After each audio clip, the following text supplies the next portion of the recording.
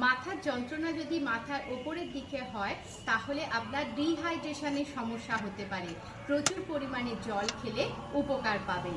মাথা যন্ত্রণা যদি মাথার পেছনের দিকে হয় তাহলে আপনার লাইফে খুব বেশি স্ট্রেস চলছে অথবা পিত্তদোষ হতে পারে। তাহলে ভালো করে প্রপার রেস্ট নিন আর 5 মিনিট বসে বসে ধীরে ধীরে ডিপ ব্রিদিং করতে থাকুন। মাথা যন্ত্রণা যদি মাথার সামনের দিকে হয় তাহলে জানবেন আপনার ঘুম কয়েকদিন ধরেই খুব কম হচ্ছে। ভালো করে ঘুমান তাহলে উপকার পাবেন। যদি চোখের চারপাশে মাথা ব্যথা করে তাহলে জানবেন এটা সাইনাসের সমস্যার জন্য হচ্ছে।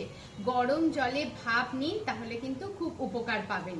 নমস্কার বন্ধুরা, আমি অঙ্কিতা। আজকে মাথা ব্যথার সমস্যার সমাধান নিয়ে চলে এসেছি। মাথা ব্যথা হলেই যে গুচ্ছের মাথা ব্যথার ওষুধ খাবেন বা স্যারিডন খাবেন তা কিন্তু নয়।